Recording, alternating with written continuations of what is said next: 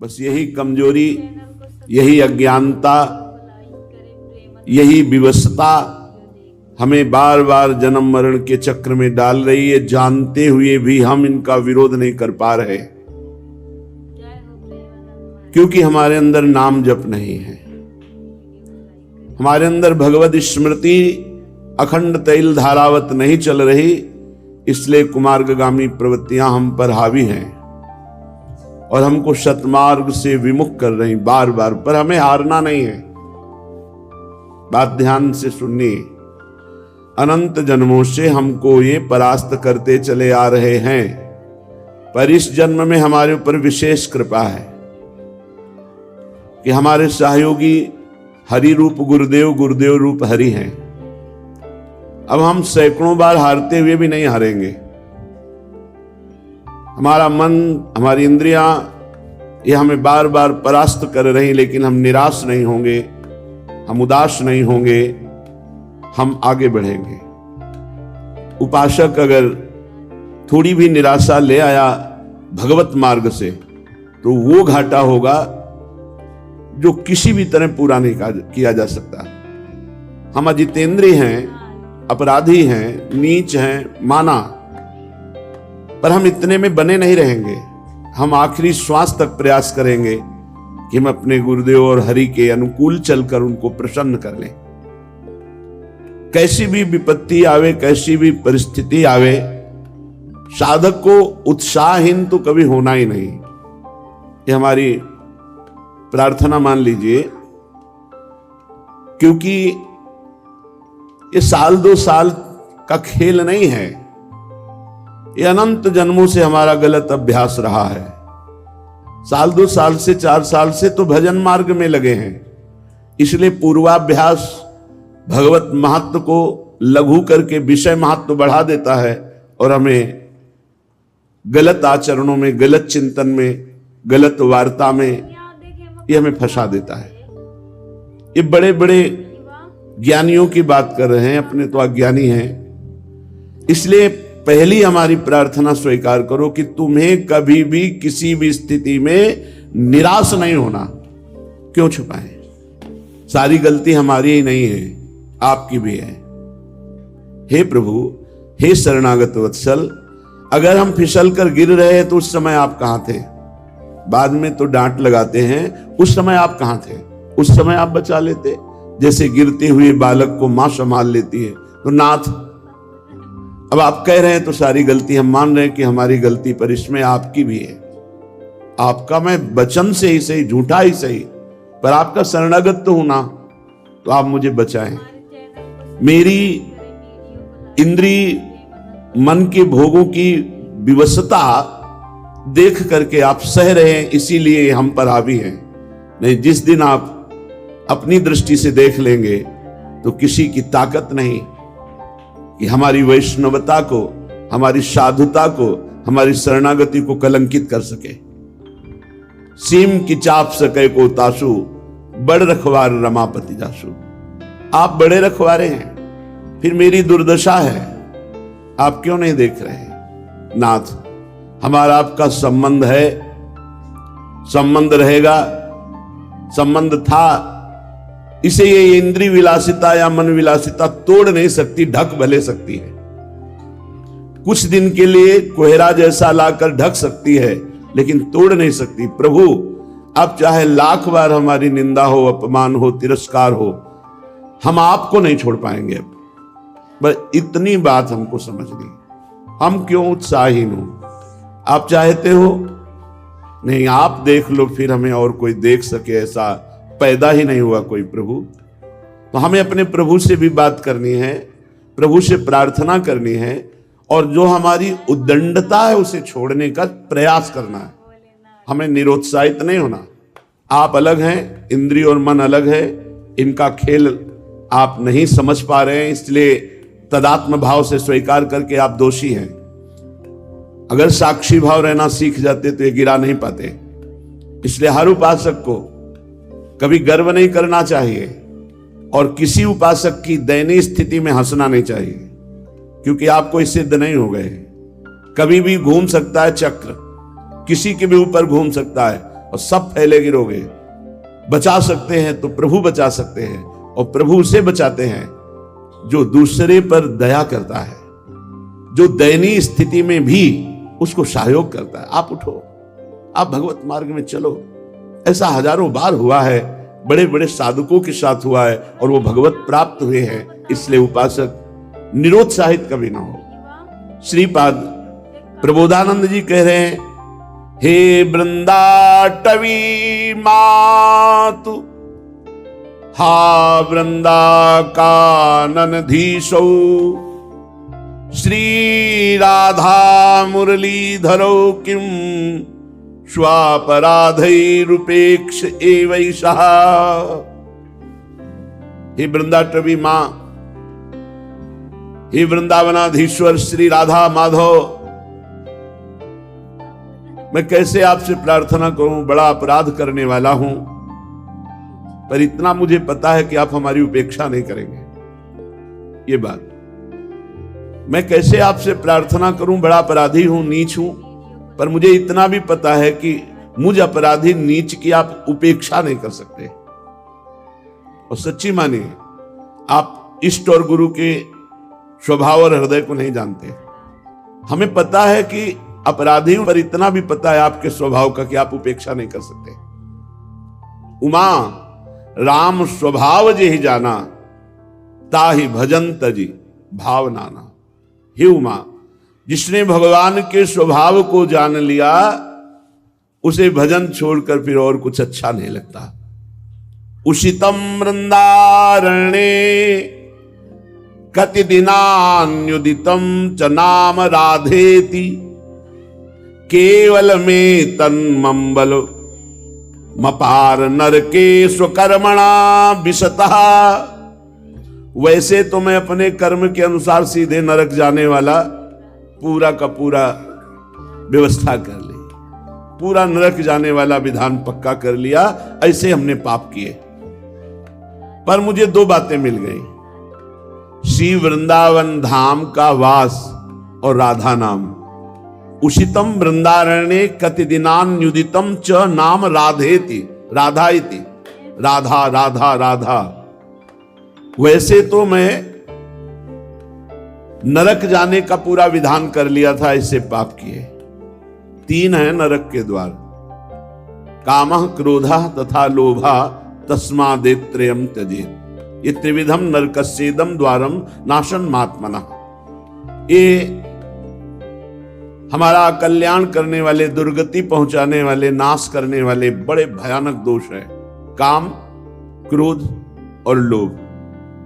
वैसे तो हमने इन को मित्र मानकर इनके अनुकूल चल करके नरक का रास्ता पक्का कर लिया था, पर गुरु कृपा से दो बात मिल गई, वृंदावन धाम का आश्रयवास और राधा नाम जपने को। ये बहुत बड़ी बात है। भाव ये है कि कितना भी नारकी पुरुष, अपराधी पुरुष हो, वृंदावन का आश्रय ले ले, वास स्वीकार करे और नाम जप करे राधा राधा राधा, तो परम पद का अधिकारी हो जाएगा।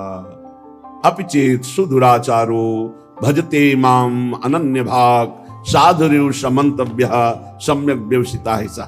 भगवान कहते हैं, सांगो पांग दुराचार करने वाला नीच पुरुष हो, पर उसने ये मन में ठान लिया कि भगवान के सिवा मेरा कोई उद्धार नहीं कर सकता, और मेरी शरण में हो गया, बस मैं उसे साधु बनाऊंगा। क्षिप्रम भवति धर्मात्मा, मैं बड़ी जल्दी उसे महात्मा बनाऊंगा, धर्मात्मा बना दूंगा। इसलिए उपासक को निराश होने की जरूरत नहीं। एक बार धोबिया पछाड़ अगर हमें माया ने गिरा दिया, तो हम भी अगली बार तैयारी करेंगे, फिर हार गए तो फिर तैयारी करेंगे, 1000 बार हार जाएंगे तो 1000 बार तैयारी करेंगे। इसमें ऐसा नहीं है इस मार्ग में, अरे ये अमुक ऐसा, अमुक तो अपने हृदय को देखो, वृंदावन को साक्षी करके अपने हृदय को देखो। भाई किसी का दोष देखकर हमको उपहास नहीं करना, वही दोष भरपूर हमारे अंदर है। ये तो गुरु कृपा, हरि कृपा से जैसे बांध पानी को रोक दे, ऐसे हमारी इंद्रिय मन को गुरु कृपा, हरि कृपा रोके हुए है। नहीं तो अगर फैल जाए तो फिर अभी देख लो, बुरी से बुरी स्थिति हमारी हो जाए। हमें उपहास नहीं करना, किसी को हे नहीं देखना, सबके चरणों की वंदना करना और सबके प्रति अपने भजन का फल देना। कोई गिर रहा है तो हम 4 माला उसके नाम की और करके उसको दे, भाई तेरी बुद्धि शुद्ध हो, तो भगवान को प्राप्त हो, आगे बढ़ो, तो वो लौट करके आपकी बुद्धि शुद्ध करके भगवान की प्राप्ति करा देगा। अहा विगर्हित कर्मण आस्ताम यत्तन्ममाति मूढ़स्य नैव जहाति तु वृंदा विपिनम नैवत्र नाम राधाय। कैसे महापुरुषों का हृदय है। कह रहे मैं दुष्ट कर्मकारी, अहा विगर्हित कर्मण आस्ताम यत्तन ममाति मूढ़स्य, हमारी बुद्धि भी बड़ी मूर्ख है। नैव जहाति तु वृंदा विपिनम, किंतु मैं वृंदावन नहीं छोड़ सकता। माना मैं दुष्ट कर्म करने वाला हूं, मेरी बुद्धि मूर्ख है, पर इतनी मूर्ख नहीं कि वृंदावन को छोड़ दूं। वृंदावन को नहीं छोड़ने वाला और राधा नाम को नहीं छोड़ने वाला। जिह्वा से राधा नाम जपूंगा और शरीर को वृंदावन में पात करूंगा तो निश्चित भगवत प्राप्ति हो जाएगी, निश्चित। कल एक भक्त पूछ रहे थे एकांतिक में कि आपने कहा एक बार वृंदावन आ जाओ, दुर्गति नहीं होगी, कल्याण हो जाएगा, तो आ गया। 2 साल से सत्संग सुन रहा हूं, अब एक बार आया हूं और पता नहीं आ पाऊं कि ना हो, कल्याण हो जाएगा ना हमारा पक्का, आपने कहा था सत्संग में। तो देखो, एक बार वृंदावन आने का तात्पर्य है कि आप आकर के सत्संग सुने, बिहारी जी के दर्शन किए, रज में लुटे। अब आपके द्वारा कुमार्गगामी प्रवृत्तियों से जो होने वाले पाप कर्म है, अब वो नहीं होने चाहिए। अब लो नशानी अब ना नशे हो। वृंदावन आ गए हो एक बार वृंदावन, तो तुम्हारा परिवर्तन होना चाहिए जीवन का। ऐसा नहीं कि आप वृंदावन आ गए फिर वही पापाचरण और आप सोचो कि हमको विमान आएगा या दिव्य पार्षद। उसके लिए आपको विचार करना है। अगर भजन नहीं करोगे तो अपराध बन जाएगा, बुद्धि फिर अपराध कर देगी। अपराध करने पर वैकुंठ से जय और विजय 3 जन्म के लिए दैत्य भाव को प्राप्त होते हैं। आप एक बार वृंदावन आ गए फिर अपराध कर रहे हैं, तो हम कैसे आपको कह दें कि आप भगवत प्राप्त हो जाएंगे। एक बार वृंदावन आ गए और ये नियम ले लिया, अब लो नशानी अब ना नशई हो, और राधा नाम जप करो, अब वादा करते हैं पक्का भगवत प्राप्ति हो जाएगी। राधा नाम नैवात्र, अन्यत्र कहीं ऐसा नहीं कि आपको राधा नाम जपने की प्रेरणा मिले या राधा नाम सुनने को मिले। अगर कहीं सुनने को और जपने की प्रेरणा मिल रही तो कोई वृंदावन का संबंधी है या किसी रसिक से उसका संबंध है या वो रसिक है, अन्यथा नैवात्र राधा नाम। ये बड़ा अमृत रस है, पराविद्या है। हमें जिह्वा से राधा नाम नहीं छोड़ना और कोशिश करो शरीर से कोई पापाचरण ना हो। इसीलिए कोशिश शब्द कह रहे, प्रयत्न करो। ऐसा हम ये नहीं कह रहे कि आज के बाद तुम कर ही नहीं पाओगे, क्योंकि दृढ़ नियम ले, कुछ दृढ़ नियम काम नहीं करते। जब मन अपनी विलासिता में उतरता है उस समय केवल भगवान से प्रार्थना, उन्हीं से विनय, यही काम में आता। नहीं किसी का भी बस नहीं, काहू को बस ना आए, जो कछ होए सब तिहारी कृपा से बिहारी बिहारिन। अगर कोई ठीक से चल रहा है तो बिहारी जो बिहारिन जो की कृपा से चल रहा, काहू को बसना है, काहू को बसना है। ये देखो युद्ध है, ऐसा नहीं कि सर्वदया विजयी ही होता है, परिणाम में तो विजयी होगा जो भगवद आश्रित है। पर लड़खड़ा जाना, गिर जाना, ये सब होता है। इस मार्ग में ऐसा नहीं है कि अरे बस वही एक पैदा हुआ है जो गिर सकता है और तो कोई पैदा ही नहीं हुआ। नहीं, यहां बलवान इंद्री ग्रामो विद्वानम अपि कर्षति। इंद्रियां इतनी बलवान हैं, बड़े बड़े विद्वानों को भी भ्रष्ट कर देती हैं अगर चूक हो जाए तो। इसलिए वृंदावन का आश्रयवास कभी न छोड़ो, राधा नाम का रटना मत छोड़ो और प्रभु से लड़ना मत छोड़ो। लड़ो, भोग आपको लगाएंगे, आरती आपकी करेंगे, दुलार आपसे करेंगे, सर्वस्व आपसे है, तो झगड़ा किससे करेंगे? आपसे ही करेंगे। अब हम किसके पास जाएं? हम में सामर्थ्य नहीं है कि हम इंद्रिय और मन की चालों से बच पावें। तो इसीलिए तो भयभीत होकर आपकी शरण में आए हैं, इंद्रिय और मन से। और कोई भय नहीं जगत में, इंद्रिय और मन के द्वारा प्रकट किया हुआ सारा भय है। और आपने कहा है जो सभी तावा सरनाई रखियो ताई प्राण की नहीं। तो महाराज मैं भयभीत हूं, अपनी इंद्रिय और मन से भयभीत हूं और किसी से नहीं। पता नहीं कब कहां फंसा दे, कौन सा ये खेल खेल ले। इसलिए नाथ मैं आपकी शरण में, हमें लड़ना भी पड़ेगा प्रभु से ही। नाथ कहां जाऊं, किसके पास जाऊं? आप जैसा उदार और सामर्थ्यशाली कोई त्रिभुवन में हो तो आप हमें संकेत करो, हम उसकी शरण में जाएं। जितने पति थे उन सबको पावन करने वाला आपने बना दिया। तीर्थी कुर्वन्त तीर्थानि। महाराज उन्हीं पतितों की पंक्ति में मैं भी हूं, आप कृपा करो। तो कभी कभी अपने प्रभु से प्रार्थना करें, कभी कभी थोड़ा सा मान भी करें। किससे मान करेंगे, हम आप ही से करेंगे। झूठे से ही सही, कह तो रहा हूं कि मैं आपका हूं, तो आप संभाल लो सच्चाई से। पक्का पक्का वो ऐसा संभालेंगे, करो शब्द ते साधु समाना। वो अपने जनों को बहुत अच्छी तरह से संभालना जानते हैं। हाँ, आज्ञा पालन की चेष्टा करोगे तो दुलार पूर्वक संभाल देंगे। सच्ची मानिए वो संभाल तो लेंगे। साम दाम और दंड भेद से सीधे रास्ते लाऊं, नकली से बनाऊं असली, बना तो लेंगे, पक्का विश्वास है। पर धैर्य रखो, धैर्य रखो, नाम जप करो, भगवद आश्रित रहो। कैसी भी परिस्थिति आ जाए आंचल मत छोड़ना, बस ये सबसे खास बात होती है। अब तो हमारा कुछ नहीं रह गया, एक सेकंड में सब कुछ तुम्हारा है। आंचल पकड़े रहना, गले पड़ जाओ हरि के। सत्संग का सार, गले पड़ जाओ हरि के। जैसे हैं तुम्हारे हैं, राधा राधा बोलेंगे, जहां भेजोगे, जैसे रखोगे, जो करवाओगे वहां भी राधा राधा बोलेंगे।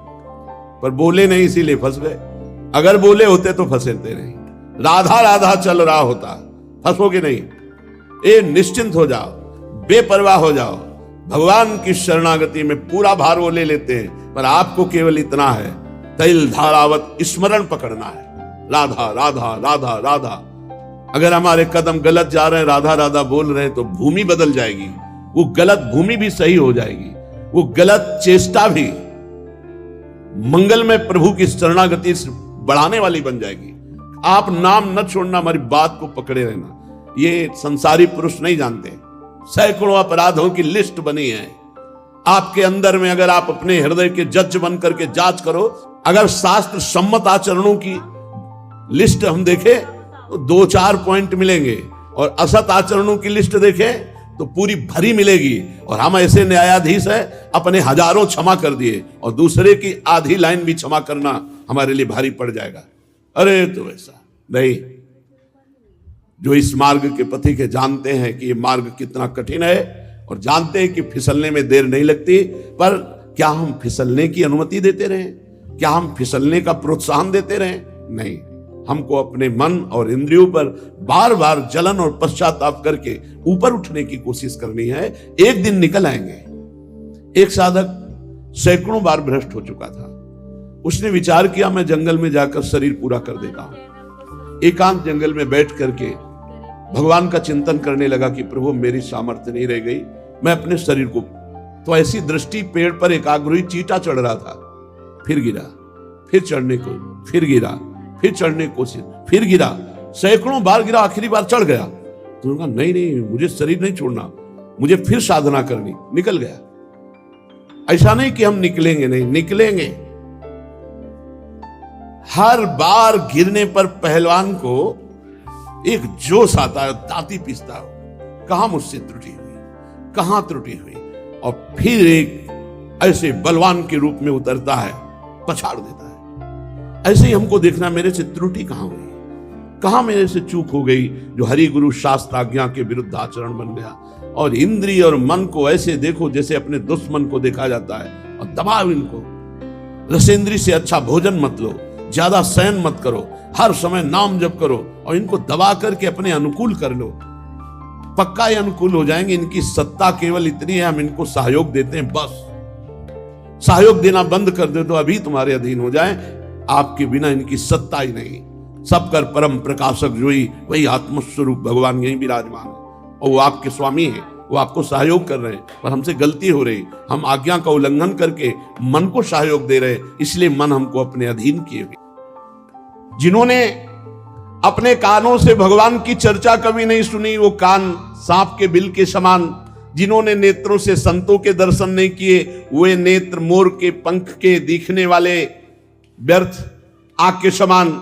जो सर कभी संत गुरुदेव के चरणों में नहीं झुका, वो कड़वी लौकी के समान। जिन्होंने भगवान की भक्ति को अपने हृदय में स्थान नहीं दिया, वो जीते हुए मुर्दे के समान। जो जीव भगवान के गुणों का गान नहीं करती, वो मेढक के जीव के समान। वह हृदय वज्र के समान कड़ा और निष्ठुर है, जो भगवान का चरित्र सुनकर आनंदित नहीं होता। भगवान की चर्चा कामधेनु के समान है, सब सुख देने वाली है। जो भगवान की चर्चा कहता सुनता रहता है तो मोह का नाश हो जाता है, अद्भुत ज्ञान प्रकट हो जाता है। तुम्हारी प्रीति देखकर मेरे मन में प्रेरणा हो रही कहने की। एक बात तुम्हारी मुझे अच्छी नहीं लगी। तुमने जो कहा कि भगवान कोई और है और ये राजकुमार, बस यही मोह है, यही अज्ञान है।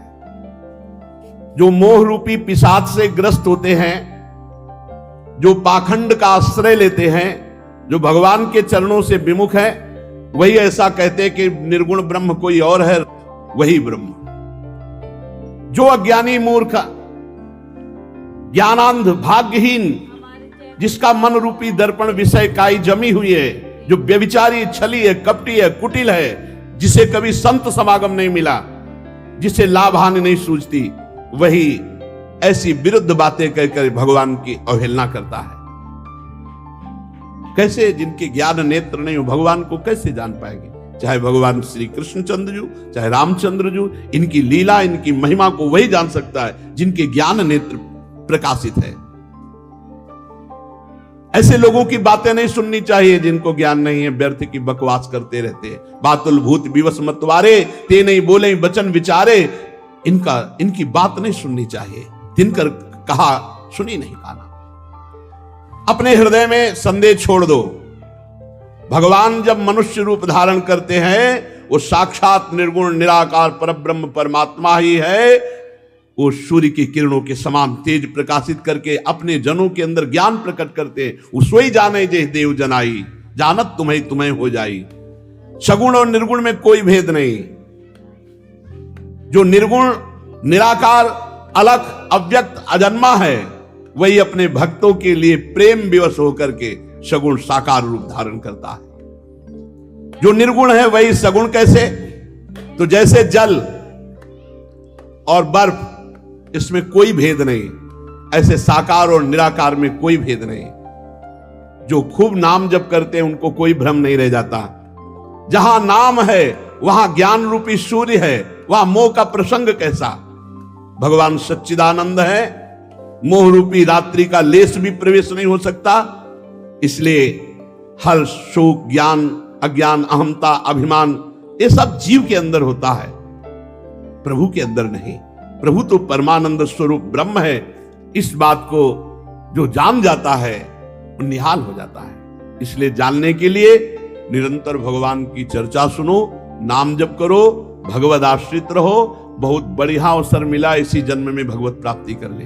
भगवान को जानने के लिए खूब नाम जप करो, लीला चरित्र सुनो, और सबसे खास बात, भगवान के भरोसे रहो। भरोसा भगवत प्राप्ति करा देता है। साधन में त्रुटि हो जाए, लड़खड़ा के इधर उधर गिर जाए, कोई हानि नहीं हुई। भगवान की प्राप्ति में आश्रय, भरोसा, यह